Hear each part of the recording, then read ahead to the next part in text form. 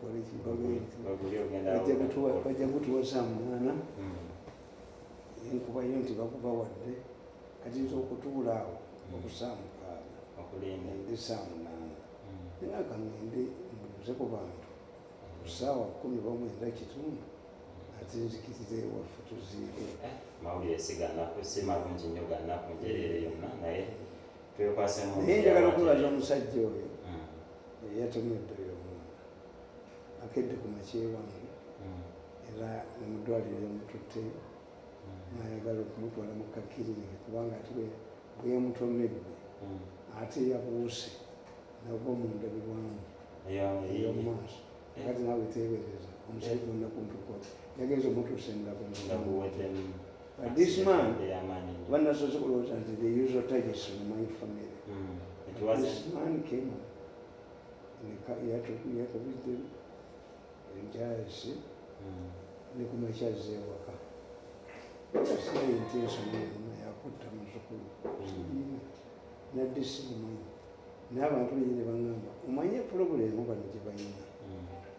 This one. Ekibati ekyo kiraba ekikutulamu luguudo ekyo wewazana bwe baali bazimba sebalamu yali mukwano gwange nnyo nga tulina oluganda naye buli luganda bebwomuntu bagenda ate zisirwana nabo sebalamu namugamba nti wano wookoze bwe bataateekewo underground gundi passage bajja kugamba nti abo basalirawo abantu bannayuganda bamanyi hotspot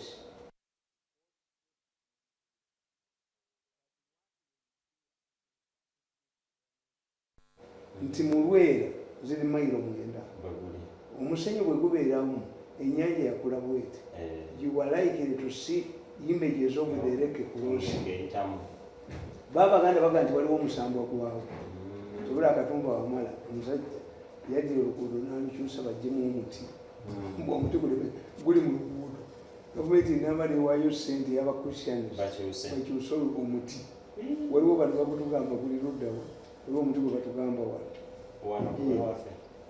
bakutugamba wali bakutugamba wali kulwawa nti ettabi lyalemerawo nawona ekampala mu ettabi lyalemeraabasingasinga nikubalima obusala kakati ebyo ebintu byammwe ebyo byebibaleetera obuzibu nti you lack a scientific explanations. When you do traffic management, ojja kukizaamu ti emmotoka za Uganda zeekoona ziva zeekoona head on. Kitegeeza zeekoona head on lwaki ng'ez'omu Bulaaya zeekoona kuva mabega. Era omuzungu agamba anybody knocked from behind ye mutuufu. Anti bo balina lenzi ne bazigabanyamu y'abaagala bindi ey'abatalaba ey'abaaki.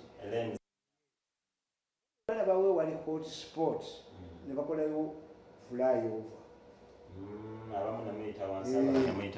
Kakati bano bo tebakiina tekati ekyekibaati ekikyakatabameka okukibuuka oba ekibuuka nekikutega ono muzzukulu waffe bamutidde bakafaawo nga bataano ate awo awantu wazi anti bw'ava e Namasuba aleeta buleesi nono wali asala ow'ebigere n'asala kakati waliwo akakoona bwe kati yes so your visibility oba tokyalaba yeri naye ate ng'ono yavudde e Namasuba yajja aleesa amazeeko kakati bano abasoma traffic omulimu gwabwe kukugamba mbu tumuvuga endiima bagamba nti an accident and suicide nampiima byawula enankumbi suicide kirala okujjawo n'akabenje akabenje teri akaagala kajja teweetegese but we have hotspots ya Uganda tuzimanyi bweguli nti ayisiza mu kkoona which are narrow ekoona panvu nosigala ng'oleese yes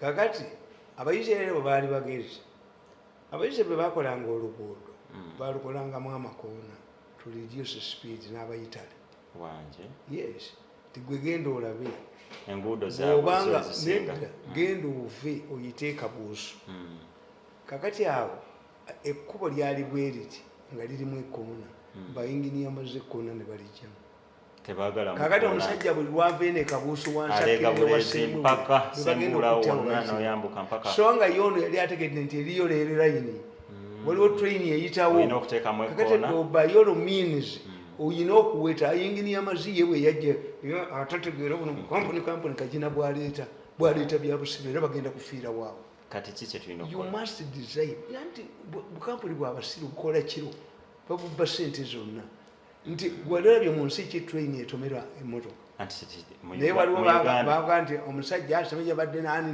ne balituuka wabukedde obuferebende bwe babwa stories enfu how can era mu mateeka train tetomera muntu gwogisasula yeeyitawo buyisi kubanga walina okubeerawo abasajja abakutte abaana bakontrola abaako ekola noise kati emotoka eyita etya ejja etomere train annaffe kyetwebuuza era akabenje katambula emisinde nti ate ono yavuze si byaliko kasita bakwata bukedde omuntu bw'ali wona bukedde ne monita ali baawonye kuba babukwata ne babuwa ebyobusiru naye nga babali ku ddiiro zindala what if singa tugenda mu police engineering department emotoka yende tugikobera yali esiba where the battle omukazi yali munoono baali bavaawa nakyo tulina kyebuuza yali bbaala yali ki nabagamba era obwabukedde bwadduse n'obwa monita nembuga yaliwo am scientific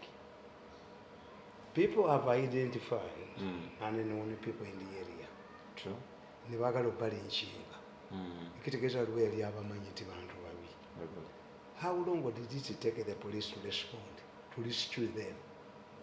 Is it normal? Is it how the police respond, especially the villages?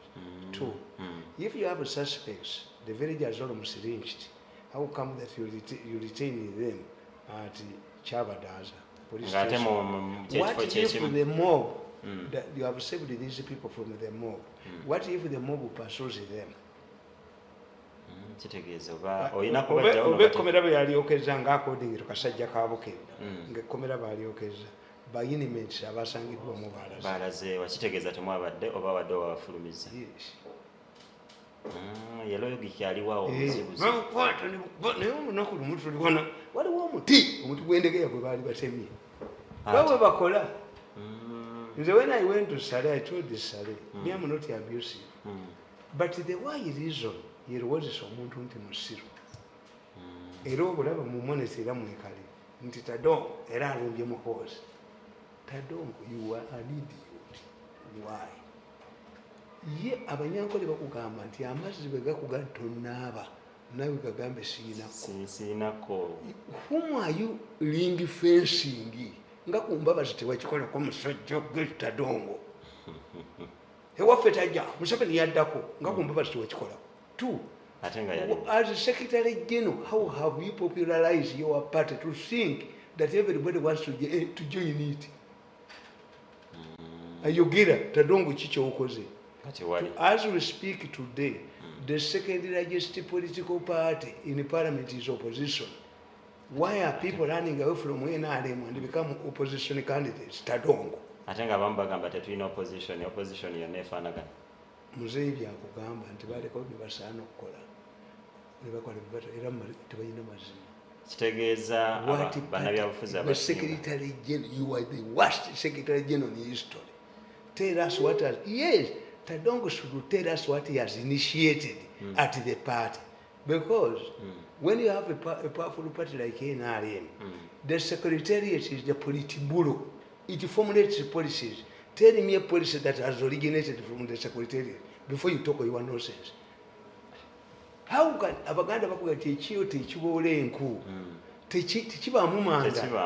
How can a secretary general of a political party comes out, a person to come out, a sheikh to come out and say, we don't want converts? What type of people are you? Don't answer these questions fundamentally. These are fundamental. Before you shout at us, you want nonsense. Yes. Nti babusiru bwabwe bwe bakoze buli bwe buti. And I want to tell you, singa muzukola etafudde nabadde mbategekedde akatabo kange nawandiika bwe gwali wali otusuubiza 26 nabagamba nti Uganda erina ebyebikiro nze nayogedde okukkiriza ebintu by'Abaganda. Abaana bange bazukuka ekiro ne baŋŋamba nti taata tugobye bikapa biri wano bikaaba ne bimpa abaana naye tubigobye obwedda bikomawo. And that's what Muganda says. Muganda akugamba nti bikapa ebigunju ebyo bibisula bikaaba biba bibika. And it happened. Kakati mu Uganda tulinamu ebyebikiro tubita predimissions. There are things we see tumanye nti eno gavumenti esitudde. Era singa tabadde Museveni singa gavumenti bagiwambadde. Noli okulaba abajozi bwe badduka Tadongo n'adduka gwe Tadongo gwe mutabula ebintu mmwe ojja kudduka n'oyo akulagira. Kuba these are mercenaries. Babakubira amasimu. Let me tell you. When you look at Uganda's history, the battle starts in the ruling party. Parliament is sacked in, Buganda is sacked in, and the military clears the mess. The history is clear. Our history is Kasula Baba Tadongo, Bebakubira amasimu, mercenaries are, Bamba Nikivamba Katalinga Kajoke Kabolo. No one cutting Casimiri, we are Mirebo MP, rebelling against Museveni. I think want Museveni to come back. Obusiru buyonke obusiru bwavaawa buva muba kitamwe kubanga akatabo kankano okalaba. What divides the state and the region? Nakawandika bbiri emeka? Kabiri 12. Nakugamba ti bannaddiini ku yisa ya 212 bagamba ki? Complaints against the government. Museveni should retire. When Manangi going back to Indaba, the thing is rotten. The man is old. He cannot add on anything. You are watching me when in a meeting. You are watching me. You were in a meeting. I was watching your meeting. But let me tell you, gentlemen, anybody who says that I will sign a document as somebody is proposing is wasting time. I've fought this group for 10 years.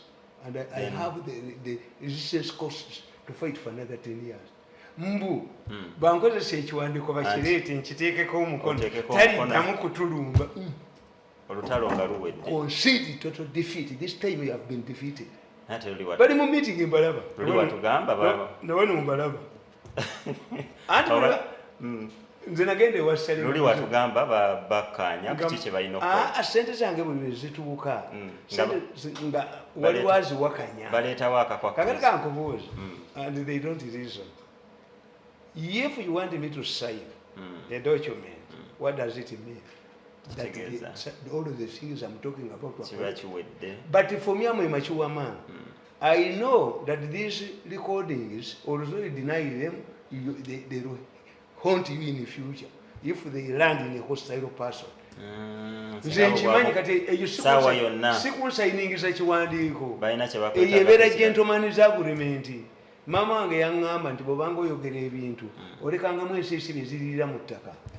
Era omu ku munnammwe yakibagambye nti you believe Mirundi is not mature. Bye munkoze kakati mmwe singa ne muhooza alinga mmwe ebikolobero bye mukoze muhooza abikoze mmwe mumufuna we muyitire singa tubakuba singa nawe twali malisia singa mmwe ne twogera ebikolobero bye mukoze mu ggwanga muno temuyinza kudduka ate nga temusukka bataano abajoza eggwanga abalina eddeka abalina pologulaamu zange muzijjeko emirundi emeka. Abavuluga eggwanga bali bataano. Abanyedde ennakizi ku ggwanga tebasukka bataano. Abanyedde eno ennagisi enuka enuka eno. Everywhere you see is a spill over. Ina we biva bali bataano bokka. Mu Uganda abajozi ensi they are only 5. Abanyedde ku nseno ne baginyolako bagiteeka mwanda weezaabwe ng'olugosi. They are only 5. 5. What I want to tell you. Tekakati okitegeera nti basooka kugaa nti Museveni yankole ki? Ne bagamba this is a personal opinion. The Constitution of Uganda spelled out clearly how leadership in Uganda is acquired and surrendered. The Constitution does not entrust the power to decide the future of the president to any individual in Uganda. What the Constitution says is that a president can be removed, can resign, or can be defeated in an election. Therefore, the power to say when a Ugandan president should leave rests with the voters and other institutions that are provided for in the Constitution. And in normal circumstances, a religious leader who must have access to the president would privately raise such issues with the president. I know many Catholic priests who sought early retirement in their own reasons. This, however, was not subject to public debate. Therefore, certain issues cannot be discussed openly. Every structure has its own way of dealing with these problems. For example, Pope John Paul extended the term of office of Cardinal Wamala to 2 years. Why? Didn't we have priests who could become bishops? Kakati nkugamba nti bagambanga Museveni nti akadde aveeko. These idiots who have been shouting, who showed themselves that Museveni is tired, should go, and now saying he should stay. Are you honest? Tinkasimire bajja kukuba bakutirewa edini obojivuddeko ate obadde oyogera ki otugamba aveewa otakyasobola mu 2012 twakayisaawo emyaka at that time baali balowooza nti bo be baddako kati muhoozi kati change the equation ate tebalina position tebategeka muntu akuba muhoozi tebakisuubira bayinvestinga mu muntu omu ate atasobola kufuga ggwanga those are idiots. Tingasimire bamuwa amabaati aba government nagabu tingasimire yakuba bala disi baseka banja bani tingasimire nga ali kukachiko kwa president na yayogera mbana tingasimire nagenda bagunde mukyala gundi nagenda tingasimire bogenda mutoyo leko guddewo tag. How can you listen to such an idiot? A man who says that he is opposing Museveni, he is a rebel MP. At the same time, we shout at us, no sense. Extend Museveni, you were a mad man. You should go to Botanica. Because the two are contradicting. Has Gabriel invested you to change your position? But what sense? You were stupid, you idiots. You continue abusing you. Tugamba ebintu webifuuyibwako empewo anti kiri kyali kya Rebel MP. Naye kaki akali behind Rebel MP? Ye tebagala Museveni. Ate yayagala niko sajja gwe alimoolwa mungi nawe nedda akatogo kalirako ki aho yamanyi tumanyi. That's why I'm abusive. Me I'm abusive. Why? In the mass communication you abuse. You explain the contradiction. Explain what Tadongo has done to popularize the party. They decided to have political party offices in all the districts. Where are they?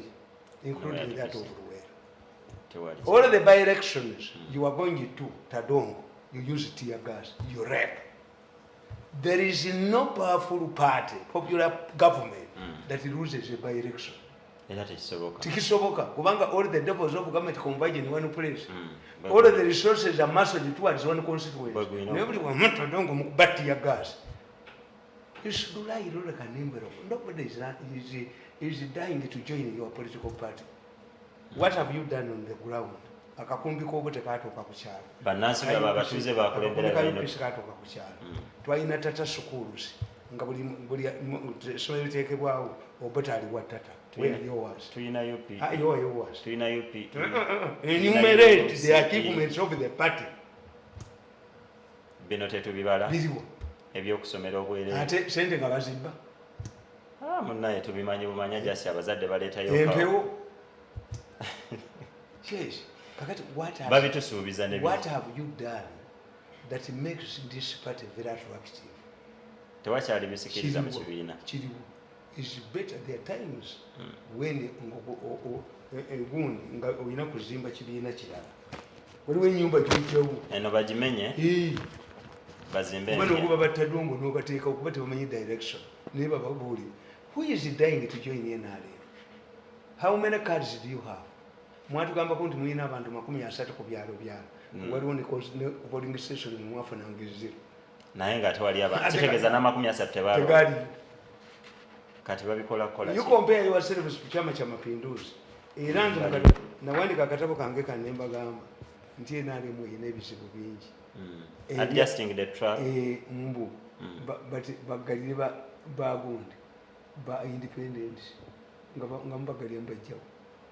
Tebali. anti tebaliiwo baagala ki anti naffe kyetwebuuza okujjako nga okomi nga mukomye okubakozesa ti somebody ayinvestinga mu gavumenti yonna agirina bwati kati obanga gavumenti yagiteekamu landmines ani agiyingiramu ekibiina kyamu yagiteekamu landmines bonnaka ebamba bwasama ono nayasamu ono nayasamu is mukozi dying to join your party and you don't know you people you don't know the history.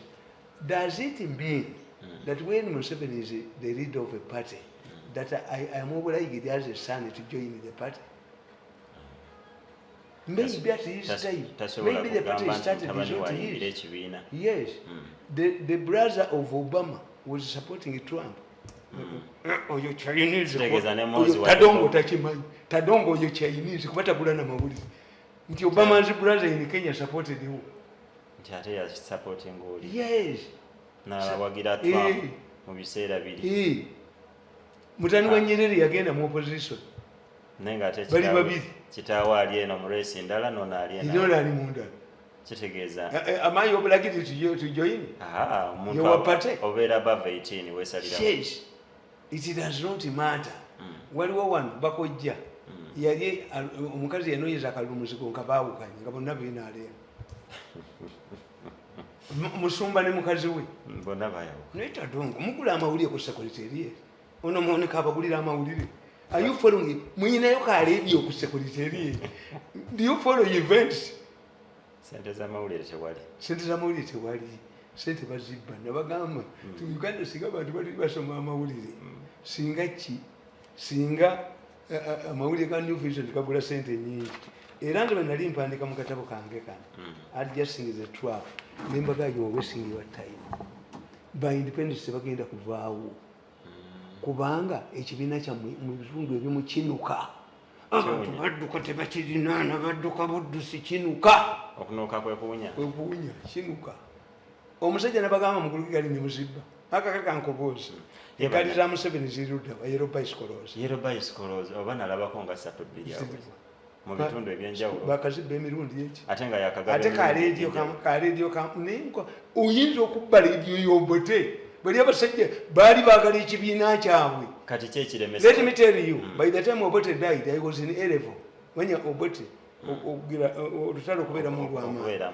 Yes, I had left A-level. Naye mu A-level baatusasulanga sente. Okubeerayo. Yes. Ate ezaaki. Allowance nga mu university boom mweri. And Obote has a functioning enclave. Nga luwerera n'ensi yonna eri underground. Where did Obote get this money? Yafunanga funds. Nga baba nagenda ebushenyi. Sente bazifunira nze ku security bonna bagenda babe. Wano nalwe sadduka tomulabako. Yaliyo yekka.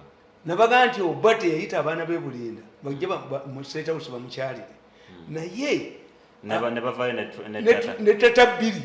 Abali bamuliko ne bagwira. Aba sister ne bagenda nga. Ne bali buli kamukonna. Buli kamubakasuma. Ekibiina ne mukisumanga kye babateresa. Who wants to join your party? Who is dying to join your party? How many mobilizing gundi exercises have these people at the security made to attract the youth to join the party?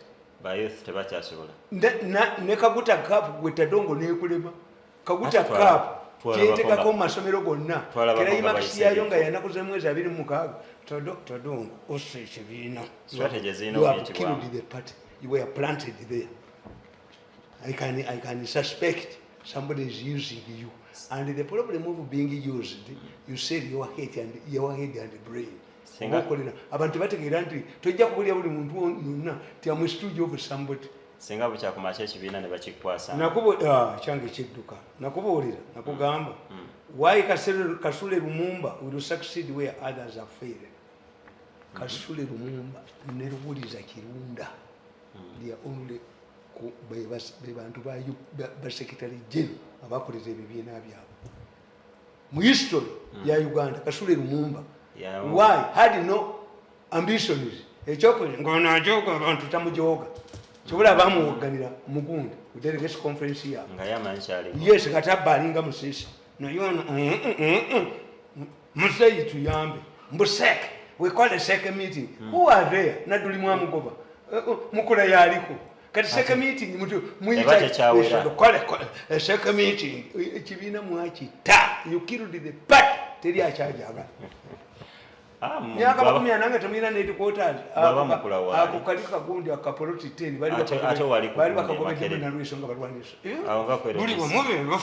buli wamube bafukulawo bobe balina okubeera ne center toyinza kuzimbira ekibiina ku hunting dog and master nti abalambwa no slave and master relationship a party must share we must share ekibiina gye kiri eri wansi makerere si waabwe ako bakabbiramu ate abayindi nalweso baali bamututte bakiriwokiwanuka bebananyini kibiina kiriwokiwanuka tewali amumayimba ntu 10 bakiriwokiwanuka kiriwokiwanuka ekyo ekibiina kifu temwina bwe mukigobamu you would be even omanyi mbadde ngamba omuntu nti Ugandans don't know how to market Ugandans don't know how to market themselves kabuta cup nti how do you market yourself nina omuvubuka ali awo mukiga is a simple tailor naye atunga amasuuti n'agamba why I'm moving in Malakwini abo bonna aba Nigeria bemulaba ze bambala engoye ku Nigeria they give it to them by companies ali ku TV ne bamuwa but these people don't know how to market the Jerry Rollins mbagamba yuwalake Museveni yali singono yaduka da twalira bikoba kiwonuka kabangalinga basikanga baddeko basikanga baddeko kabangalinga ate ndulu ne zivuga bagala yanasiba nappi abajoze nsabataano balabe kabangalinga basikanga baddeko endulu zivuge badduke olaba adusawe ebizimba adusa famu adusinga atema obutemi Kampala afuuka ettooyi if it is not Museveni abo bagondi abakola yije byenda babogera kola yije wakwata ettaka toddamu mulabako wanje nkubuli Rawlings bamwireka ne bamugamba nti ayagala kuwamba government Rawlings was arrested and put in the prison. He toppled the government inside the prison. Sure. Yes. Rawlings toppled the government when he was in the prison. Nakomawo nabafuga emyaka nabakonkona naggala ensalo twa embasa ne zigalawo tebakomawo n'olaba omusuma bwadduka omusuma n'adduka omusuma abantu balabako ku mulambo gw'omusuma n'omusokozi abatawanye eggwanga bali bataano bokka wagambye bataano naye nga balina bweresi y'amaanyi and they are involved in criminal activities. That's why they are panicking over Muhoozi. Bamanyi nti sawa ina wakwatira gundi Uganda ebadde enunya Kagame waayo Kagame oligino Kagame omwana gwe tweze baba abantu bagala okulabako okumubya dduka si bano abazannyi obuzannyi bano babetikamya bakumubya dduka bakumubya besete za ledi bakumubbi asokolenda betikamya azanya mu buzannyi temuli betikamya temuli. Having institutions does not mean that they function. Akwata ki obukabuka akwata kya kutani mbutu twakomezawo sente kweziti ngozije mu baani eza radio bilioni 19 wazikomezaawo eza leya milioni za dola bina Museveni zewola Betikame wazikomezaawo omukadde amenya ekisoga zikatatukulira byabusiro ne badda mu monitor nabwa monitor nabwa ne milioni 35 ate abakola omulimu gwabwe bufedembe basoka basasula okufulumya anti kakati public babite advertorials mbwabwadde ekirabo bwa monitor nga bukola ki bwe busibye obusuma wano kankana bwe busibye obusuma wano Rawlings gavumenti yagijjako ngali luddawo ngali mukomere n'akomawo ensalo n'agigala n'olaba omubbi adduka n'olaba abakooto nga badduka abakooto be bakuliridde n'abaga nti kati ntaddewo akalulu naye ababbi bwe bakomawo nkomawo n'agiddamu n'agijjako Rawlings mugende musome abo batadonga abo bakula yije bagende babuuze the recent events in Chad who won between the Bakota and the omwana wewaka balabe these are written things they are not written by me baleme kubanga bagira anti research motono tebasoma ona abakubira amasimu yalina sente n'abakozesa ebitaliyo ndaggalawo porogulamu zange nabo nze mbala bw'olaba nyingidde mu kintu mwataaka mba mmaze okubala tova mu racing nga tonnagiwa nti kakati ekyo kitegedde baprovoking but the matter was simple. Aba UPC batwala ne bagamba nga bakankakati kiwanda byaga tumanyi Buganda tujeetaaga tukola tutya. Omukazi yanuba omutwalidde ki? Have you started why Baganda left NRM? Bwaba yanoba tolina kyomwagaza. Ne Nabukenya yagenda ku Constitution Square na celebrating a birthday party ya Museveni. Ne roteni mangoes, roteni pineapples, roteni oranges. N'abawangula eruweero. Ennyanya envundu ze ziriwa n'emiyembe emivundu. Byaliwo routine. A fake birthday party for Museveni. She won in Eruweero. That is a case study. If you had a political party. Two, in 1983, when Moi survived the coup, he did not know the originality of the coup because Air Force was commanded by an Hkuyu, Major General Joseph Kariuki. The army, the regular army, was commanded by a Kamba.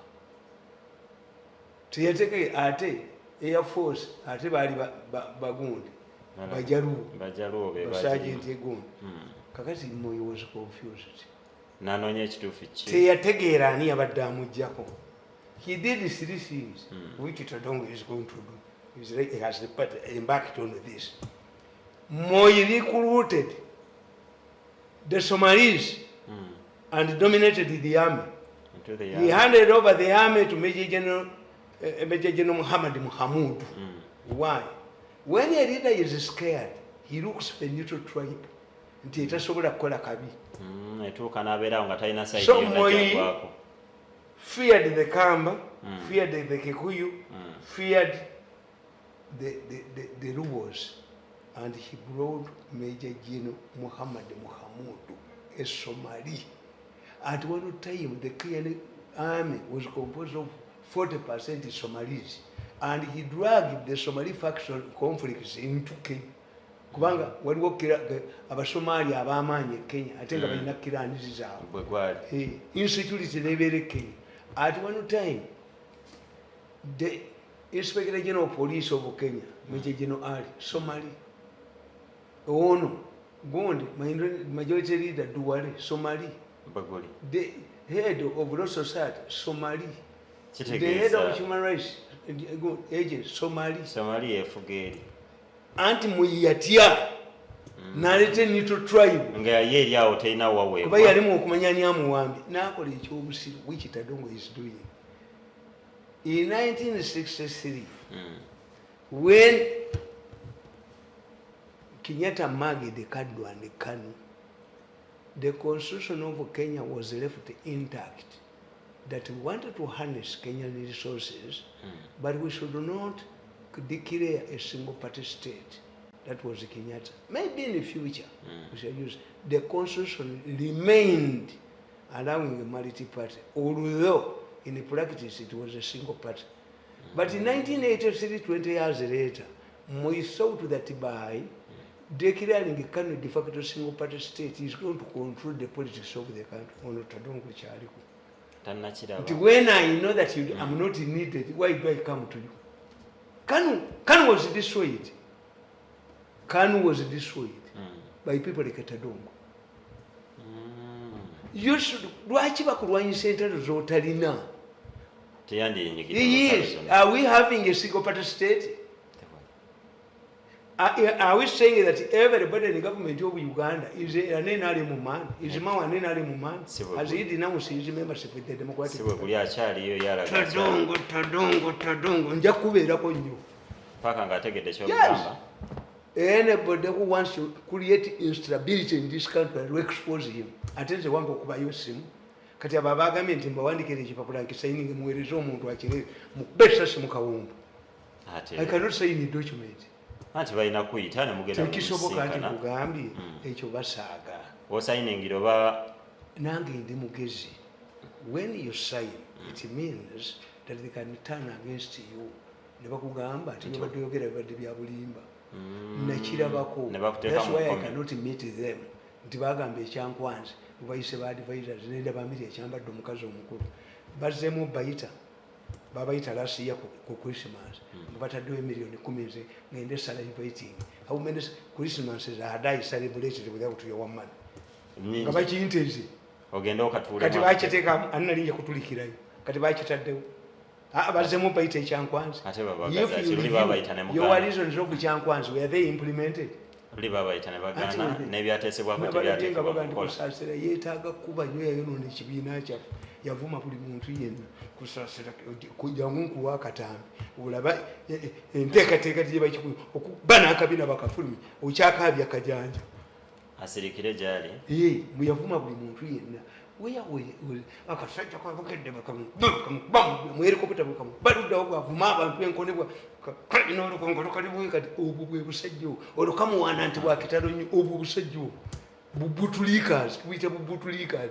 In Uganda, very few people qualify to be journalists. Most of them are mercenary. Others are butulikas. They are butulikas after getting the money. Most of their stories after money. Money.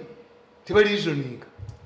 Tawansonga bakyakubawo obukubigulire kasaba abanga bamuwadde. Kakati ekibiina mu yakitta. Why? Kanu was a burden, had lost credibility. It had no resources. Like NRM, Tina, Yinachi. Nebo no gamba. Nti, Okubera ne kadi NRM. Nti, Bamekaba Gendo Zugula, possible for sneak reasons. Where are they? Where is your branch? Chogamba, we bad damn bagamba, and Chabagala Kadi Chivina, how many times have you carried out? Mujene Mitware, or you Tadongo, your Kakuna document, Mega. Avuma about Wabagano Pingre Chivina. Yes, you carry out to it among the youth. You make your part attractive to the youth. It will appeal to the youth. Wakakamba, we will say you. Wakakamba, we will say you. And not to tell our strategies, is it skills? You be saying that you study the amount of money they have put in your ship. Pititive. You be yeah. But Vanyakanyakini Vaduka, it's a Chivina Babati secretaries. Then we batted the say, Nani, Barbara was that is a monopoly about never Jakaya. This is an eye open, and nobody, very few people would like to associate with you. About to Tisati was out, we are going to Sati and Ali, Mumbudi, about to Sati and Zabwere. If your people cannot buy your items, how are you going? Oh, Papa Wamori will never take over. Why do people buy my books? Why do they pay money to listen to me? But you must buy a t-shirt. Kumikolo sibawe bazambale. Ati in many cases bazitangwe. Muchalo kwambala t-shirt yagenda ne kumbaga. Kubanga lwerwe yesande. Olupya lwayina. Abalala bateka kemotoka zaabwe nga bagundi. Ono mvuka gwe bakwata. Nateka kabone sipapa nateka kokanga basirikale. Yes. It's a sign of intimidation. How can a political party symbol be a sign of intimidation? Nekolanga number plate. To scare away people. So, Kagati, you obote yabakuba. Nituda uhito yoko de panka kwa amini. Iranda yobato yali abantu babiri. In Uganda we have two people. Once you see people, abalwana gana ngomanye chiyisi. Uyito yoko yatta gundi okoya. Brigade yokoya namuteka kwa amini.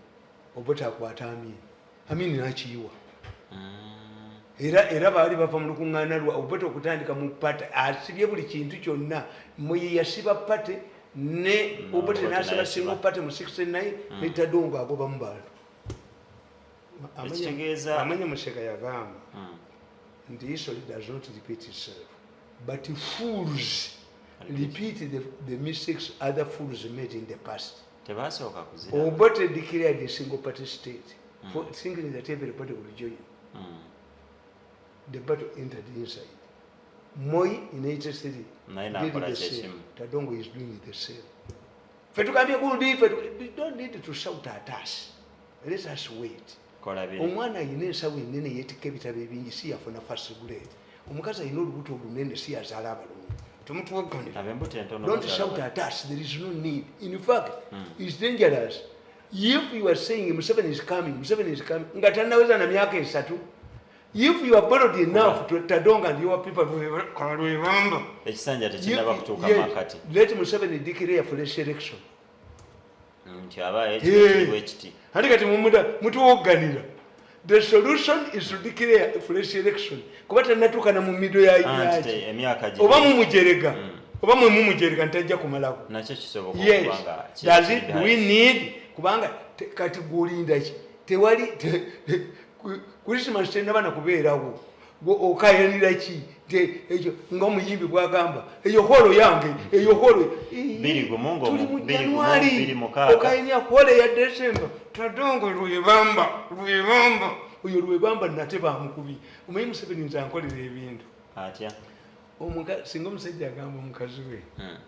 Nti mukyala gwe tajja kufumbira abagenyi hawusigala afumbe. Omukyala n'alowooza nti omwami ajagala nnyo. Bagenda kwebaza. Kati Betty Kamya yagobeddwa. Omwana kave mu defense agende mu ndala.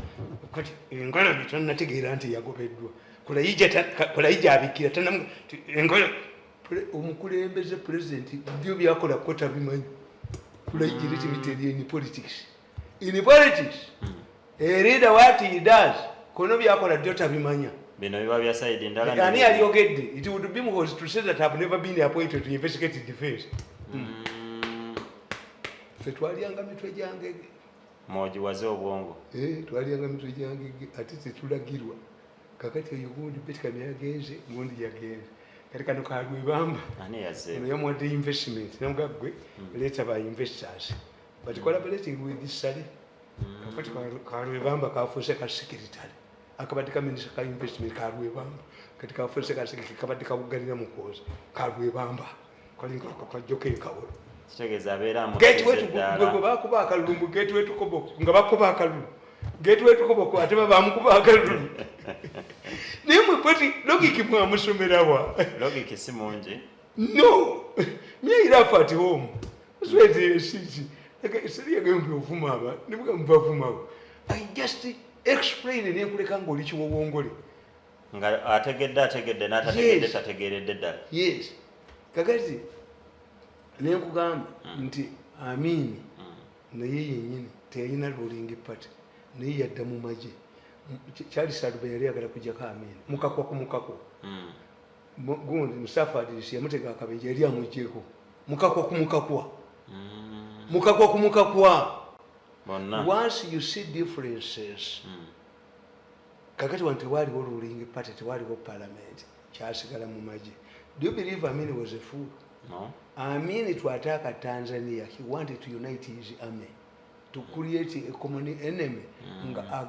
Nga bamusafarifu nga abakakwa bamuli bubi banne bagala agende. Kubana baganti once two groups abantu kasabasigala nga bakabiri emu oba bagundi emu era balwanagana ati kubanga babadde bagattibwa mulabo oli. NRM was a strong party. Ekyokubi mu ensi yonna efugirwa ku bipolar kitegeeza nti Russia and America. Kakati kasaba kuba Bukenya bagenda nefugirwa ku unipolar nga nanyinyimu yakuva buli muntu paka luye banka kunzi ate nange ne musabira Katonda n'atabaala muwozi ate kakati n'atabaala ne Museveni amuwe ebiragiro tabikiriza byamwe now a pawn in a chess game. Nze nakusabira wafe n'ensaba nnyo nefuwa kemisango njifuwa kuma channel kule media nge kemisango buli omu no li troubled everywhere you are troubled. So you watch their meetings, they are telling somebody told him if you form a political pressure group the man as directed is going to put you under house arrest. Temwachoged didn't you say it muwakane nkubaka tambi wabijewa mbalaba iveri dida kati mbalaba kumache wange nga bali mu meeting wali meeting ya wejisiraba mzee ensonga zino bozikwata muzi sibuzabuza mbalaba oyina omulimu omulala gange babalaba mwenda yaganti majini oyina omulimu ne mwenda twafuka bamukwano nyere basajuleseza amawulire golo mwenda mulwadde nnyo ngana badde nnomeddwa nennonya mwenda njogere naye mwenda omwana oyo mutya ate yes bwe bali bagenda mu organikese baleetedde ekizibu ebalemeddeko emyaka 10 mwenda yabagamba nti you people this business is lucrative But I've observed it. Am I going to be a supplier, a middleman, or a consumer? Nze njitadde. Mwenda talimu. Mwenda mu organic case talimu. Is only an advisor. Advising abantu naye talimu. Iye ejirabirawo nti nzibu. Mwenda tuduka. Mwenda n'abagamba nti you people, why don't you leave Mirundi alone? Whenever you try to humiliate him, he gets the last laugh. Professor n'abagamba mu 2014, I have observed that man. That man wants only his dignity, not dangling the money. And he cannot change an inch, bend an inch. Again, the better one. Money, everybody has a weak spot. Everybody has a what? Everybody. Era fe tumanyi weak point webera kya sente. Ate akatabuka ndakabawandika nemba gamba. Nti ba mafia ekikulu babafugira. The power of Uganda mafias. Secrets, criminal activities, okutya omulimu. Nebakukolanga ekidoli. Sente ne bazibba ne bazitwala wange batwala 5 billion. Ne bankasuka kujirikiti ewatali ngani agenderayo.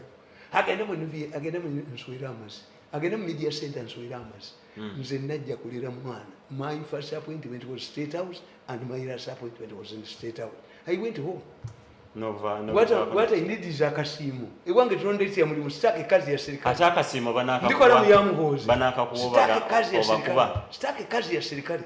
And the center ngo Museveni ziyamba. That's all. You don't ebyo bye mukwatia kaba mujibako ne munyo. Nemunyola nemunyo mbafule ebidoli ne mukomyawo encha ne munyamu ne munyalamu. Nze nakola omulimu gumu mu government ya Museveni.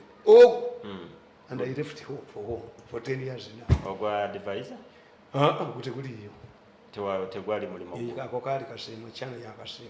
Ate guli omulimu. At time, that appointment will never appear in my history. It will be expanded from my history. Sure. Tekiribeeramu. Mu byafaayo ebimu batulaga mu ebi. It will never appear in my history. It was a humiliating appointment. It reminds me, and let me tell you, when you talk about State House and Okero House, blood surgery, because of what I went through, I don't want to be reminded about the State House.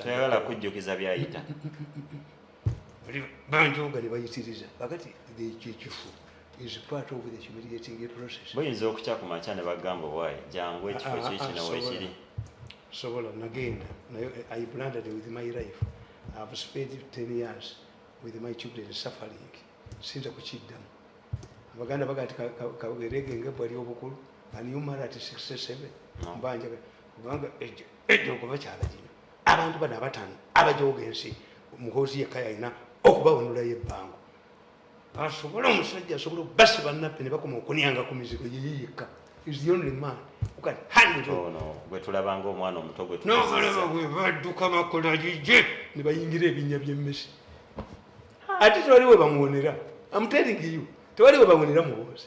Kitegeeza kati balabanga ekigenda okujja kigenda kuba so kakati nkugamba nti even when left luli yagibwako National Consultative Council Parliament Mwoyo gwe Mwosi. What about Binayis? Binayis yakola statement nti entebe ewuuma tewali agikumira munne. What happened? Ani yamuwamba tebyali birungi nti era naye akyusizza abaminisita nga tagoberedde Parliament yamuggyako amagye ne gamuwamba. Military Commission ya Paulo Muwanga ne Museveni. So when you look at this history and I see people abajoze abajinyaddeko nga banyeenya amasiga, I laugh at it. This is why I said nti Lumumba abawandikira naye mbagamba nti it is a cardinal political science principle that an idea that is ignored has many chances of succeeding. In fact, this is confirmed by a Uganda proverb which says that ekinata amakate kyeramba lujja, meaning that a problem that will destroy a family does not enter the compound through the main gate. This is what happened to NRM Secretary General Kasuli Lumumba. I remember during President Museveni's visit to the Vatican, while representing invitation to Pope Francis to visit Uganda, I whispered to Lumumba and told her that Museveni's decisions were always purposeful. I told Lumumba that judging from what I was seeing, she was destined for bigger things. Museveni later directed Lumumba to address Ugandans living in Italy, even before the president addressed them. Ever since Kasule Lumumba took over the secretariat, there have been many attempts to malign her, which is a strong tool of the mafia network. When they wanted to undermine their target, mafias publish negative reports in their mercenary stories about the victim and create or exaggerate simple problems to appear more damaging and important. This is why they wanted to create a wedge between Lumumba and Tango Doi. And actually, Fairo ye makerere eri ku Tango Doi. Oyo naye asina akola atitubira. Bamujja makerere nga muzokolera ye ekyokolyo n'abyoza ne bamuleeta wano ajoogera Lumumba. Ate mbadde manyi yajjanga bamuleese nga mashina gakusenso. Fairo ya Tango Doi nga ajoogera okugulu okumukuli busiya. Museveni asigaleko.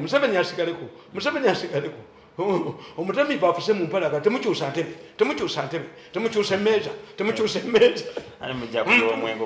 mugenda kumulaga nti yeefukidde. Tuwulira ekiwunya gokireese omutamiivu yeefukidde gokireesewo ekiwunya gokireese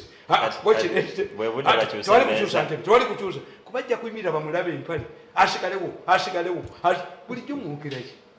Kakati oba gwe muyina yekka mu kibiina, then what have you been doing? If you're the only capable person, what have the party been doing? Anti awo kati tukyebuuza. Obwongo tebutuuka waawo. Kasitoola omuntu alina obukyayi n'alina obwagazi ennyo nankiza yate obwongo bufa. Kasamba nga mugenda kuziika nga tebungenda. Emmotoka neyabika omupiira bani musanga akaseerera. Bagamba nti abakazi bagendeko mu nsiko bafuka omusolo muguleete tuyiyoku mupiira mwonoona mafuta. Anti gaye obwongo bwa bwaweddeko. Omuntu yenna alina obukyayi obwongo bwe buba bufudde. Oba ayagala ennyo naye obwongo bwe buba bufudde. Nti omuntu alina gy'alaga n'asanga emmotoka kakati jamu ye bw'agivaamu jamu n'adda mu leeni endala eno etambula ate n'ayagala n'atategeera nti space gyakuliyeetinze yevuddeko zino okumuvinga addayo kubanga engalo ebiyi sejjembeeyi eba eri affected. You for after 40 years is the only person you have. Have you produced leaders for the party? What about other catchment areas? You don't have MPs who are capable of succeeding Museveni. You don't have MPs who can succeed Museveni. You don't have chairpersons who can succeed Museveni. If you have only one person, are you saying that your party is moving? Go! Tayiza kirowooza kuba bamukubira bukubizi ssimu. Ne bamugambye ekirina okuba. But may wake you up. Nti you would say, ye Museveni kyagamba. Museveni agamba, NRM has many capable people who can run this country. Tadongo says only one. Contradicting mukama nasikola n'engalo bye ku security Mzee agambye NRM ina abantu Museveni agambye many people can succeed me. Ate yena Tadongo yaga nti nedda sebo oliwo womu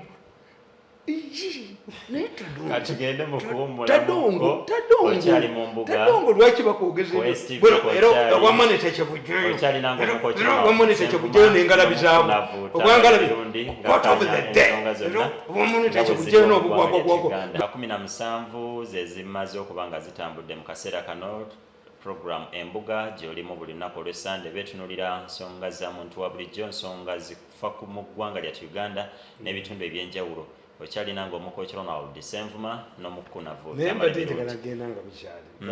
era olugendo okusobola okulweyuna obulungi nkugamba challenges ahead facing NRM kana katabo nakawandiika bibaali badde baliko ezino wano wansi authored on Friday February 2020 at my residence in Chengera, completed at 3:25 a.m. Nessaawa zitayiminga nakugamba in 2009 while addressing Kadakosa at Chankwan's Leadership Institute, President Museveni announced 7 directives that would govern NRM party primaries. He explained that had been soft on independence because they defended themselves saying that primaries involve rigging. He issued guidelines to govern 2011 elections in the party. However, since then, none of the directives has been implemented, and the challenge persists to date. He directed himself in 2009, 2006, 2009. He directed.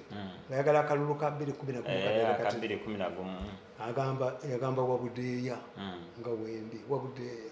I'm tired of RDCs abatayina ngatto, abatayina mmotoka, abatayina ki. Kwe kutandika okubawa emmotoka. Anti wabudeeya yali ayina kyamaanyi wabudeeya. Ebintu ebimu ebyo ate bambi mubatwalako ku koosi ne basoma. Naye kukupiiki njeno n'ovayo some of these people nze sibanenya. To be a secretary general olina okubanga olina branch mwe wava. Okulidde mu bibiina mubi. Produce capable people. Olina okintu okubanga okikuliddemu nti bakujja mu branch yawa. Kagani kugamba, he directed that registration of all NRM supporters in all the villages. Make announcements for such registration in time to enable every member of NRM to register. In order to have that information to reach everyone, Museveni suggested local communication forum channels, including rural radios that reach audiences and grassroots be used.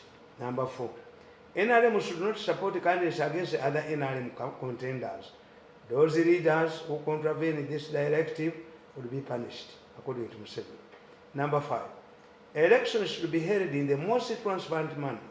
Number 6, a yellow book containing names of all registered members should be compiled and produced.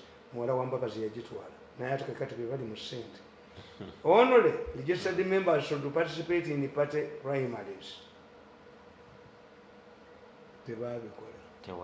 Kati baleeta etteeka mbu bajje mu ba independent ne mbabuulira tekijja kukola as usual. Nakugamba, as mentioned earlier, all the above directives were not implemented as usual. The reason is that there exists formidable groups in NRM who are interested in maintaining the status quo. For example, no yellow book was produced. A committee was set up at the Secretariat to verify academic papers of NRM aspirants. They were required, in spite of being party members, they were required to pay 2 million as verification fees.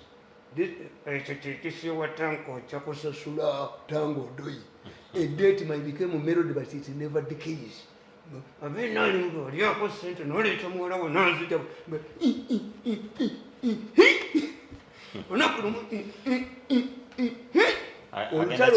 Olutalo terulina mukozi, olutalo lulukuba NRM bewabba. Asula busiya, asula busiya kuyingira Kenya. Bamwepikira tango do yabena bamwepikira yababba sente 2 million mu verification committee naleta n'omuwala we n'amutuuzaawo nabatandika okukwasa okuva bamwepikira kyobola ayogera nnyo tebakirabirawo ku olwo gwayita bajja muyolanga kamwe beccu tango do bajja muyolanga kamunyi beccu avuma muhoozi beccu olabe tango do bwadduka ng'akaweewo okuyingira Kenya nabaga abatya muhoozi beebo kana kali mu ministry y'investment yawo nga nakafungudde kadduka kakalinga akakajjo k'ekawo temuli supu nako kavuma muhoozi nkugamba nti beccu tango do beccu kagati nkugamba nti NRM yalemwa okukikola okugobawo independence. Why? The party is not attractive. It has no monopoly over resources, over what and others. I listed the following key challenges why NRM cannot eradicate independence. It's not attractive. It's not the only vehicle in town compared to others. No. Why do I lose if I'm not a member of NRA? Many people have benefited in the government or in the opposition. People from your say. Ate ffe tuba tubamanyi nti bwe baba bayingiddeyo ne bagamba nti enkyuse akyukidde. What have they given him? What do I have? If I'm not a hard working man,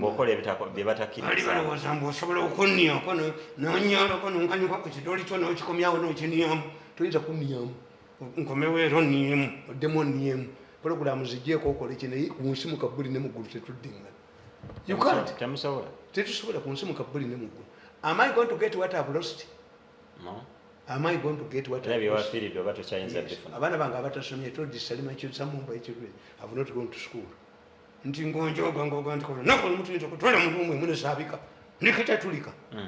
Pay me my money and condition.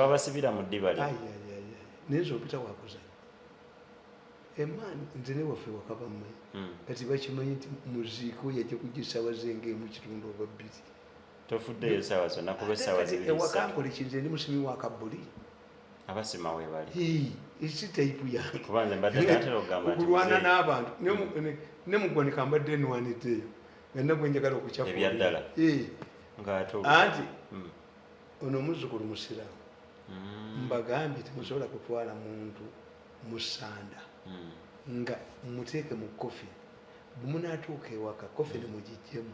Musobola n'okujasa enku nti nedda kati kwekayana naye poliisi tetwakkiriza kutwala muntu atasiriddwa bulungi oba mu kofi kakati nkayana naawe nyiza okukyapa oluyi kuba budde nina butono omanyi nti kasirwa akuba mangu n'omuntu omugezi akuba mangu oba asituka n'avaawo kuba nze mba ntegedde ekintu kyo nti wogenda okukiro kyokola tikijja kuyitamu. But why do I engage you in a quarrel instead of doing other things? Nze ne bwaba moderator nga gwe kuvira n'engenda. If I find you, tetuli ku level wezeemu, tetutegeeragana. Sibeera naawe. Kyobula nze emimba limbeera yonzekka. Sijja kutukana muntu atasoma economics nga tuli ku budget. No. Emimba lipulogulamu yange njibeera mu bwomu. Siyinza kujja kusikamubona mulala. Kakati Uganda, challenges in number B. Nature of politics. By the nature of politics, it is not easy to concede defeat. This means that, however much the election process can be transparent, losing candidates will always find reason to reject the results and try their luck again as independents. Teri akkiriza kalungi bamuwa. Ate abantu baga nti bakubbi. Baguli. N'ojjanga independent. I told them it cannot work. Second, abantu bakyalimu hangover ya gundi omugendo. Omugendo gukyali mungi. The mistake these people made when they came to power, but okola coalition government. Why? A coalition government is guided by a minimum agreement. Mugabane government, omusango waffe nga ali wanting era fete. Museveni yekiti atasharinga power. Ebirala byonna mubikole naye. Broad based. Kati broad based ijanga individuals. Broad based ngeyina kukolera muki munane party mu mugendo kakati all of the years wasted mu mugendo tebazimba kibiina and kakati oyina ekizibu ekyokuzimba ekibiina ekitegeeza omuntu ayinza okubalamu n'agamba okuyingira kino ekyabwe ate ne bagambira tadonga agenda asoma Nkuruma found an established party gundi left it and joined his progressive party and took Ghanaian independence. Obote found a party here, National Uganda National Congress. Left it and started the UPC, took power. Tadongo gendo bisome.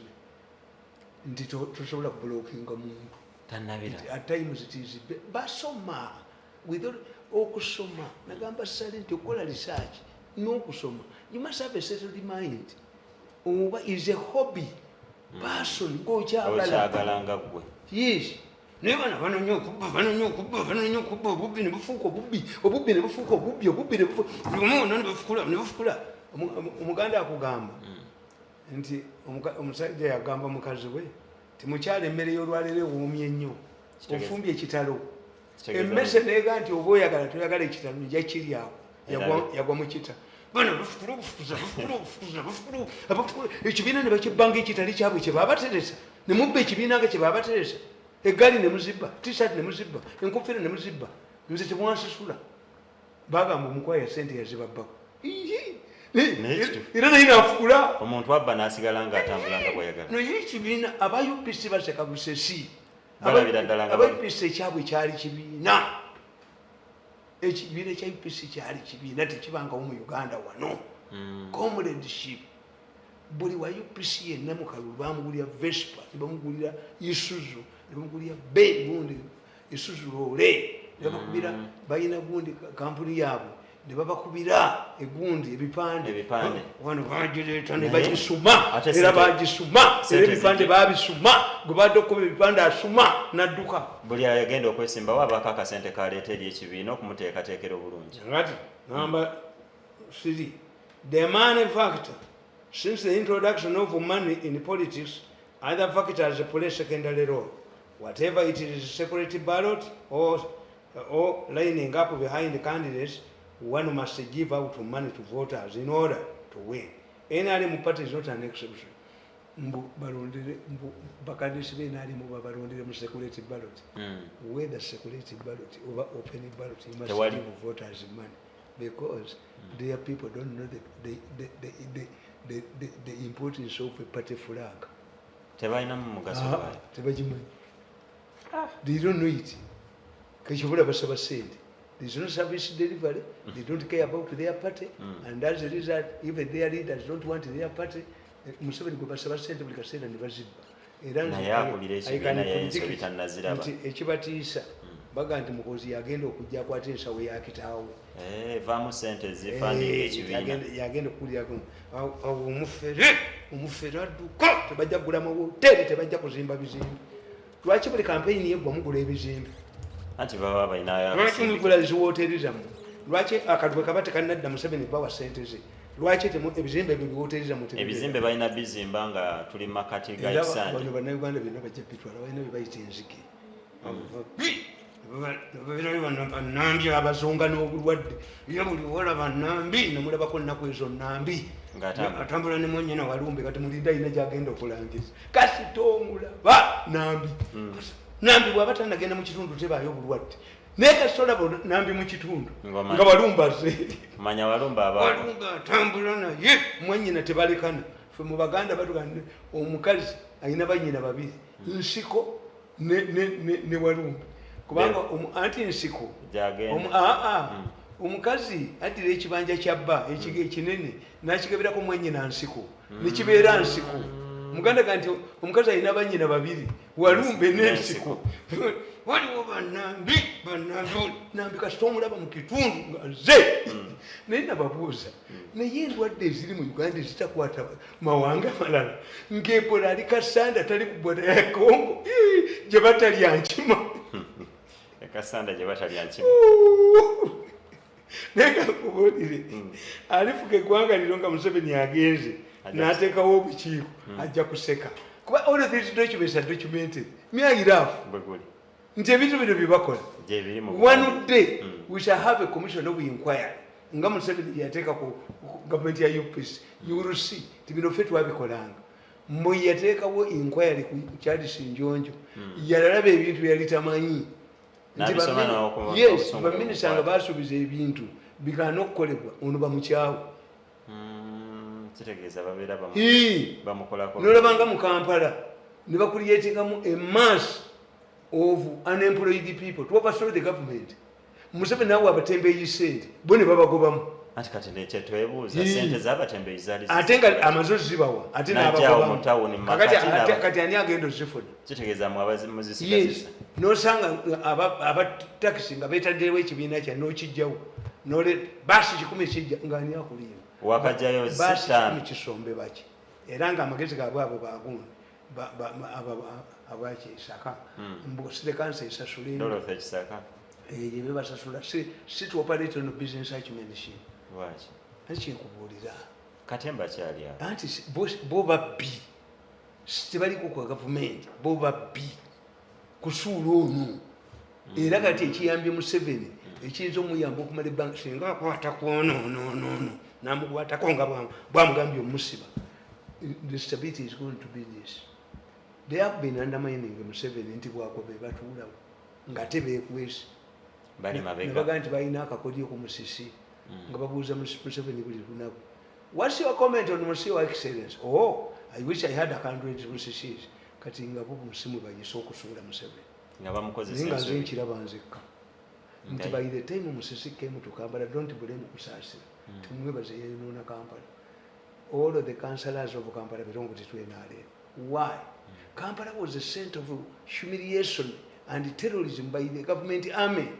Kampala was balkanized. Never mugabana funani kukola half London.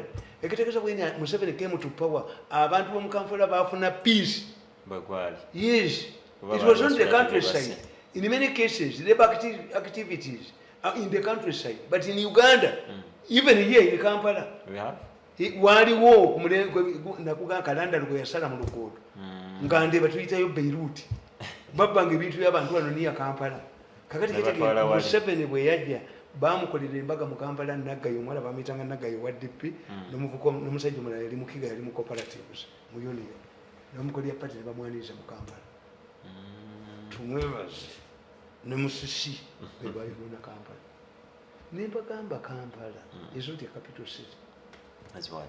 The way you govern Dodoma is not the way you govern Dar es Salaam. Sebabitegeera. Ebibuga byanjawulo na buli kimu bya. Anti Kampala ina abazaaliro n'abaamu. Kyali kyalo.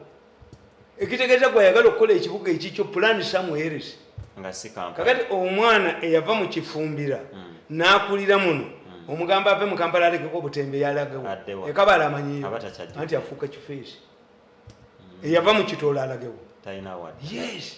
Naye bw'olaba bakisaka n'engolobi. I don't respect you. I don't respect these people. No. Kubanga laba bye bakola nti biri opposite. Mutemanyi kye bayita deception. You don't know deception. Nti bakozesa obwamawulire obwo ne bubazanyirako. Deception. Nti president abagambye nti sente za saako musitwale luddawo. Temuziseno munaye zikulakulanya abavubuka. Tukozesa yazibagamba ddi. Yazibagamba ddi. Saako yazibagamba ddi.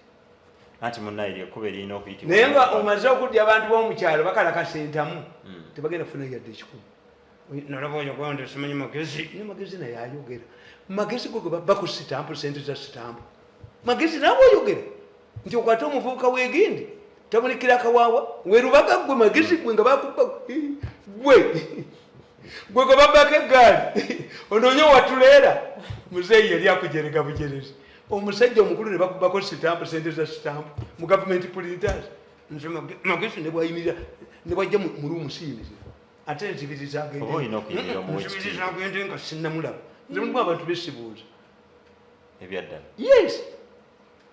Nze mulimu abantu besibuuza. Ng'olina busungu bw'ogwe naye obanga nga simulabawo ndabanga alaba mu lugirwenda lwamu. Yeetakula yekka nti buli erosi yeetaaga sitampu. Ne yeetakula sitampu gyeziri sente bazimubbako mu gavumenti printers. Ate alumbulo tawunikiraga. Nti ate munnaye yakoze kino. Kali nkugamba nti egundi endala nti participating in party primaries means that the candidate faces two general elections. This is so because the candidate faces an election from NRM members and the latter in the final election or by votes. Why should I join NRM? By joining a political party over NRM, I'm going to be challenged to face two elections. The primaries is a party. Never NRM banno bakusaba affront. Yes. Ate bw'ova mu ako ate n'oyingira akaki. Akalala kabi. Era ky'ova olaba nti NRM basobola okugiwa candidate omunafu ne babawa ssente bano ba members ne bayisamu candidate omunafu independent amukube bo opposition. Nga bakigenderedde. Ate ssente bo bafa ku kibiina kyabo. Tebafa ku gundi alina busobozi ki. No. Kitegeeza kye kisuule naye. Nkugamba. NRM contribution given the amount of money spent on campaigns being an official party candidate does not make any difference. NRM cannot give its candidates sufficient funds for the campaigns. Much of the money comes from pockets of individuals. You find a candidate of NRM stabbed with money. Ngate atali fulaga bearer yalina facilitation. Why? Nti oyo ya mulimu factions. Ono owabwe gwe batwala owanupu bamuteeka mu ssente okusinga ow'NRM. Era babuuza ab'NRM nti bwe mugenda mu kalulu osanga independent ng'ayina ssente gwe z'otayina official candidate million 3 zirikola ki mu kalulu. Naye ng'oli bamuwadde ssente zonna kuba aliwo individual ayina ssente abatwala okubafuga. This is why Museveni finds problems in parliament. Tebaba babe babeera bazeewo bubeezi abawammeka kakati okuyita mu kalulu abantu nabo baabiyiga olwokuba tewali party affiliations nabana ab'opposition nabo byonoonye nabo bagaggawadde abantu ne bategeera tewali atukolera kati bagenda basaba ssente bw'oba tolina billion toweesimbawo kyekigenda okuddako akaddako many people kakati bakola bwe bati omusajja bw'aba afuna miliyoni 3 mu parliament ng'ayina emyezi 6 1.8 genda mu banka ozeewoleyo okole ekiduuka oba okole ekitokomawo gwakutodda single term todda ebyaddala anti bajja kulya ate omupya ze yaspendinga nnyo kuba tannamanya ekiriyo ate bw'obeera ddaala mu palamenti ng'oli ddaala zino sente z'enguzi tolyako tosobola kankanya bakampuni ya loko nti nga muluddewo okumala ng'oli matamabuuku mu palamenti naye abagikankanya basse ekikubo ekyo babatya. Nze singa nali India singa tepetya kubakuba migu singa wange bajjayo kyogere kyatule era bababba abantu bangi bababba sente ntuzitwalira Mirundi bwereere babalyako buli sente Mirundi nze nsobola okwogera naye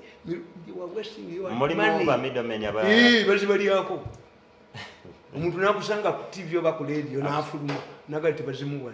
I've been arguing with somebody my friend nanga nakuweerezayo facilitation yokukadde busatu naye teziriyo waliwo eyaziri balidde nyingi nabano babalyako nabano bazibaliddeko nyingi nobody kambabuulire mmwe munda bayibabokinge nobody can influence my decision including my wives and children because I did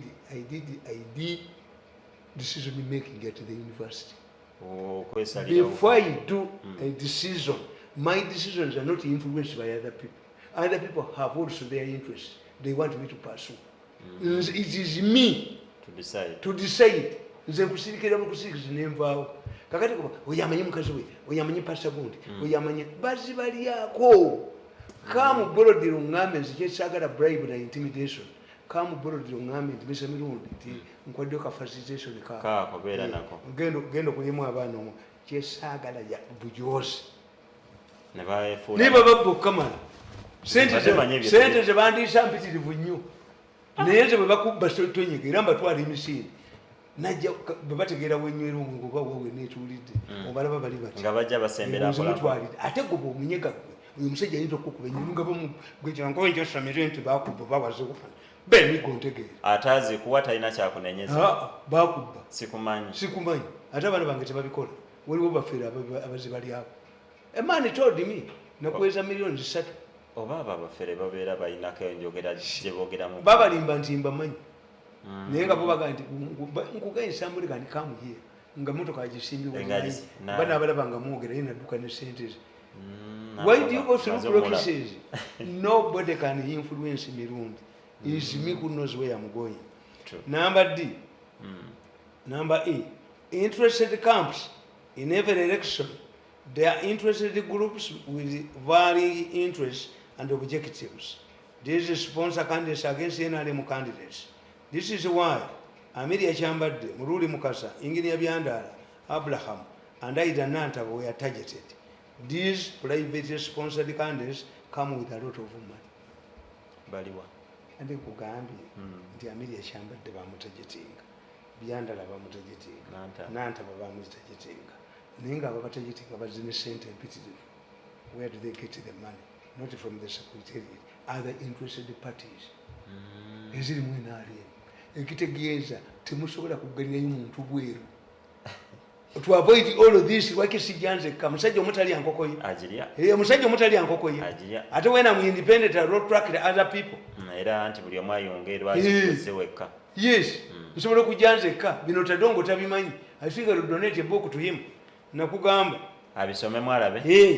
Nti NRM supporters do not appreciate the role of their flag. They look at it as a mere piece of cloth. Therefore, being a flag bearer does not add any advantage to the candidate. Normally, all party members would be obliged to rally behind the flag bearer, which is not the reason in NRM. The perception is that a candidate is going to eat and enjoy many privileges alone. Therefore, or she must pay them up front.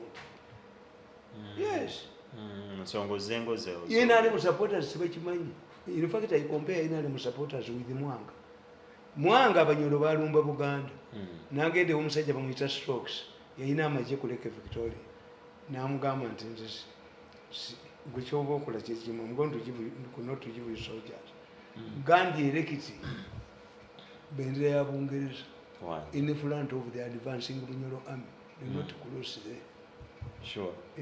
Mwanga naga tebatuwadde yonna nalubatu lwa Buganga. Masasi tebatuwadde nti tewali. Kapiteni Gundi ono Omujamani yajja wano. Omusajja Omujamani yateeka Uganda nti Germany influence.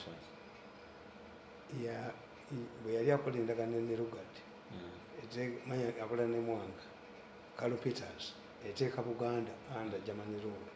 Abaminsani Abangereza bagamba Mwanga nti oyo tosobola kukundira nsi eno Bajamani kubanga wakiwadde Abangereza yabagamba mukiddemu mbasaleko emitwe.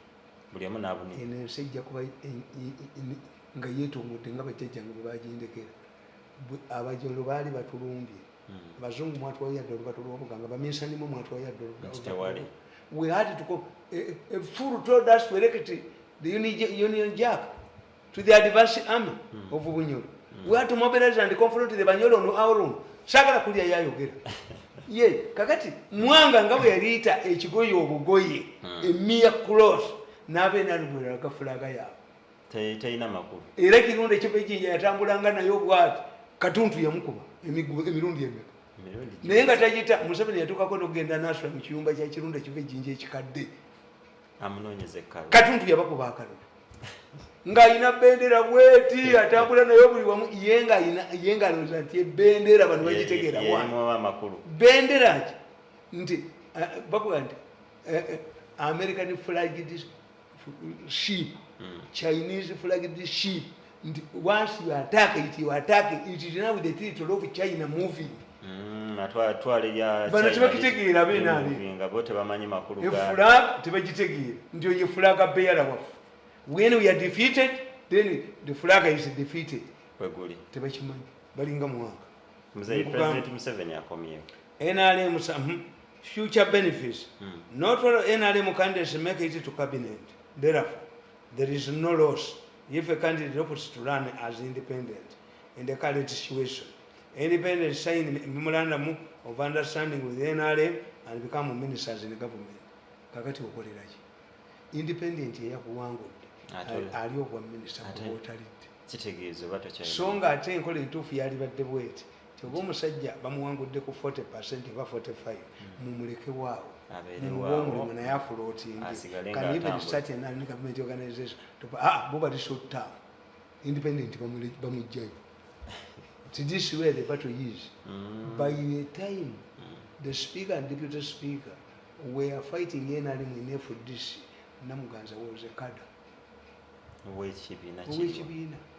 And two, ne bagamba nti parliament ayino nene Muganza naye parliament agimanyi. Parliament bweba mu progress tewali asobola giyimiriza.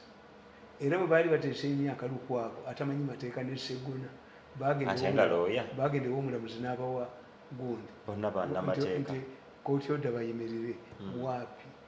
When the parliament is in progress, the speaker ayingirira walala. When parliament is suspended, ayita walala. When parliament goes on what we call sundial, it's only the speaker who convenes it. See, I'm not a lawyer. but I studied fetwakolanga all round sports mumanyi court is mine kubanga fulina twagendangayo naye kati osanga speciality tebalina kyebamanyi kulya sente olutuuka ku mikolo buli sitinga a list of names baorganizers babawe sente. How can you demand money when it's story in Nafuru? And basooka kuwandiika wali ku lupapula nakugamba ndikakati olaba abeena ali independent bakola naye memorandum of understanding n'afuuka minister bw'ate abakoledde n'otafuuka anti oyagaliza buli muntu yenna akolera motivation. Omwana ono gwolabanga bamuyimbira tengene n'omwana ayimiridde ekyo kyokka engalo ze zimuleeta abaganda twabambazanga ndege n'abacyayina obugatto baabukola kwi human being naye tebwolimbwa gwina kubambwa bw'alaba sente zo zonna n'azikwata bwejjayo akakiiko ndisimanye akakiiko ka Museveni bataddewo akakiiko embwa tugiyiteyo n'olujegere kati embwa tugiyiteyo embwa we twagala embuzi tuyinza n'ogisiba ewatali muddo enkyali tugije ujje yani oyo gwoyoga bwoti TV zonna tuzimuggyeko ng'alimu NBS mwe tulina shares nga kitange yeewulako ewamwe gwe nga nsoma lwaki onjooga kitange yeewulako ewamwe sente ekinjogesa kiki so me at times better ne mmotoka n'ennyumba naye nti where do you have the wound? Are you undermining me? I'm one of the most intelligent people in this country. Tosobola kunjooga tukole ebigezo tulabe bwonsinga tosobola toyinza kunjooga mu ebyo nzija mu kategule eyo nga nkuwandikidde kanakatabo nti babafuga batya yes mafu yekufuga etya nti omala kuliza misango nekikuleetera nti mwagala nnyo sente kati bagamba you write a document and sign it nti tadiddamu kulwana naffe nze sayiningawo n'entalo zaabwe kalugire kyedrafting mu kisindikiro omuntu wange mulabe baafulumayo nga mulaba. That is humiliating me. Wait to sign a document. Oh, to sign a document aleka tuvuma tumuwe sente ze sente sikyazagala. The Canadian will give me this money. I know why. Niyo musinza kutula na mucho kiwanuka sinza kutula na moya donna ko. Even God cannot direct me to sit with you. Katonda ne bwaba kugambye nti that's all God cannot, he knows me. Even my father can, when he resurrects nanga ndigenda ogenda busigenda. Cannot go there. Kyebakola kinene. Yes. Babulookinga ebintu byange byonna ninakukkiriza. Mwe mistake gye mwakola. To engage in a case of international dimension. To become stubborn to Museveni. And finally to engage in wars. Bibakubye ne bibamalawo. The fact is bakubye. Tebazibala. President Museveni tayinza kubeera ng'oli stubborn gyali. Nakugamba bikola n'obikola ng'oli mu clinic eno weeyambisa abantu tayinza kulegera busika. Kitegeeza oba owedde. Yes, how? Obusika bwabukola. Abaana mukama bagadde baffe batugamba mwana wange gwatantidde oli kyamalaalo. If I tell you something and you don't do it, bakuwoniza emirundi mingi even the last meeting tajja kikuwa. Two, abalwanyisa mutani wa abategedde. Bonna bakola gye bavaayo baani batadongo baani bavaayo. Museveni lured the snakes out of their holes. That's one of his advantage. Museveni lured the snakes out of their holes. Museveni mukulwalinga snakes out of their holes. Ayinza okuleetera ekintu. Gwe mu bwongo obwo oyinza okulowooza nti kandi Museveni hire people to undermine his son. Omuhoozi. Omuhoozi. Ate kwa undermine omuhoozi. That's why serious people like him but they are quiet. Teyiri kye bakwatako. Tayagala kumanya bigenda maaso mu mugulu b'ebyamu. How many times have you seen him but quoted? Simulaba nnyo kiryawo. Alinga atalina mu ggwanga. Serious people tebakwatako. Ali ku bibyo. Sali yagambye ffe tudde mu kukola bya economy. Economy etereere. Buli kimu kitambule bulungi. Anti bo bamanyi. Kanyama taleekaana. Babalekaana balagenti bamanyi nnyo balagenti bamanyi. Tebikyakola. Kanyama taleekaana. When you see somebody shouting, era inifakite mu mukitegeera. Buli muntu ava mwena ali mu najja ku bimeeza byabwe najja wakakamba bubumala okulyanga budduka. Teri addamu kunyega. Teri amaze kulya n'aleekaana. He is always protect wealth. is protected whereas ebibugaga bisigadde bitya akakamba katwala ekyapa kyange esigadde eddakiika 7 siri kuwanda kazenvu nnyo mu mpale gwe yamugamba nti lwakakamba they have told me nti muzeeyi yawadde Mirundi ettaka egeri nembalaba aba New Vision nga bagenze okulaba okulitwala nakano kaali bibamba lyali lyamu n'ekyapa kyange lwakakamba siri kuwanda kazenvu nnyo mu mpale gwe mpita wakuze nze byonna biri recorded nga mbiraba all of these things are recorded naye bw'obafunamu awo wakyannemye okutegeera byonna biri recorded mbambalaba nakati baba nombalaba ekitegeezo olinayo omulimu nakati mbalaba wano we batudde and they know nti mbalaba olinayo omulimu omulala internal sponsors. There are times when a candidate finds that NRM party is a political liability, landmine, to his election campaign. This is a situation where voters choose on individual merit and not parties. Abantu bayinza okugamba nti ogidde mu kibiina kibi twali kuwadde naye ekibiina ekikuleese kifu. Sponsors. This can also force a candidate to opt whether he or she runs on an independent ticket, yet you would like our sponsors bo bakugamba nti bwe tuba gweyaga tukuwe ssente dda mu kino tujja ku kadi yenale ebigundi zabuwe tadongo. Internal wrangles and favoritism within the party structure, or call it rigging, can force a candidate out of NRM. Lack of clear academic papers, since there is no clear definition for equivalent as used by electoral bodies. Courts of law have handled the matter of academic papers differently with no common. Take your body. Ekyo kola bantu wamanyi nyo bamutya nnyo bano baali bajjayo aba opposition bonna nga bamamalayo nembaga nti you people mumalayo aba opposition mukoze ng'oboti nga kibonuka ekyo takiraba bakubira balamuzi musimu bakubira balamuzi nze buli akubira omulamuzi essimu yenna mukwata ne conversation y'omwogedde n'omulamuzi ningimanyi I'm telling you nabo bakimanyi. That's why they are panicking. You should make an agreement with the first surrender my money. Ebisigadde nze njja bibakolera mu makiwa maani.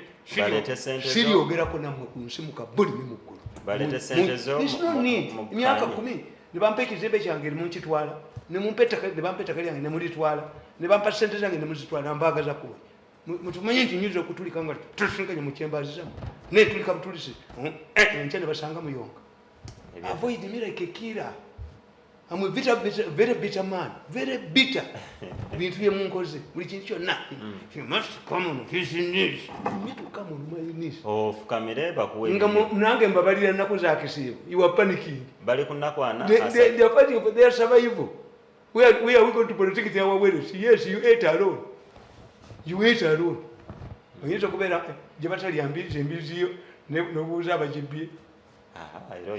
Ani anagikukumira teri yes kubera bali sibali ambizi you eat alone you think people robots mwina sente ze mwagerekera abantu nti wa million bi no kola don't work ngabo bali muserina be basebali kuwaye okola milimo gikukutula bana bembo yabwe endogo yiyabwe bakolera ekibiina kibeera ku sharing rewarding tebalira kuga nti waliwo omuntu mu kibiina mu government abulwamu omulimu no ng'obugulwawo tewa mu emirimu mwegi nga bano baziwa abagenda egindi abali East Africa batuddewa nga mulonda ba ferias okubatwala ku bwambassador babaswaliza naye government tebulangako mulimu ate nze ndirake I don't want a government job njagala kwekolera byange kuwandikira bitabo byange ng'egundi politikiti yasale elsewhere there is money neze nti njagala omulimu gwa gavumenti ogwa minisita I don't want to be a minister in Museveni bajja kuwa wano ogwa minisita muzeeyi tukulabe ng'ogenze naye tekisobola nti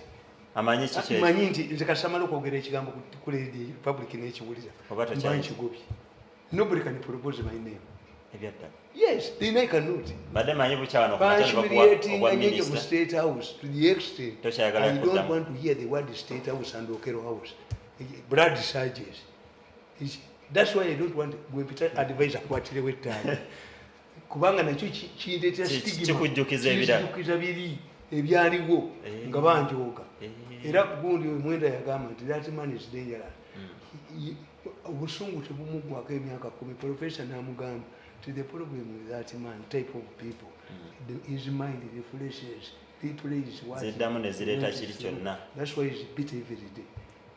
Professor baga professor psychology problem oyo gyayina obwongo bwe bukomawo ne bumukomezawo ekintu ekimu ekibanga ekyakoleddwa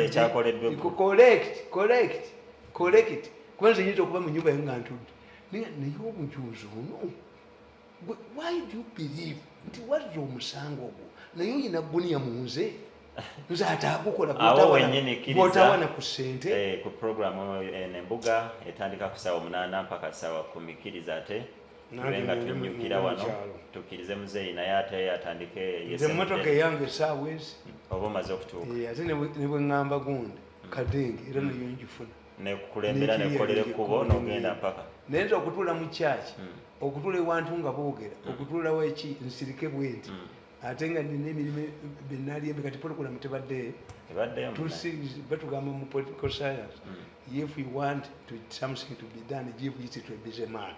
A busy man can arrange. Byonna nabikwasaganya bikola. I've gone to the mortuary, I've found a car, I've found the fuel, I've gone. Now I'm going home for body. Olugendo olungi mzee tweyanze nnyo tweyanzege obale kubanga weekumide ku STV Embuga gye baddemu olunaku olwaleero ate kkiriza nti tujja kuba tuddamu mu mbuga olunaku olunaddako lujja kuba lwa Sunday ku Christmas mzee tunaaba Christmas ate Christmas ndukuza kuna Christmas wali lunaku lwa basamize abasomi ne balubba kakati aba basamize be bali badde balukuza weewaawo nkoze ne Jeff mu control room kkiriza obeere bulungi weraba.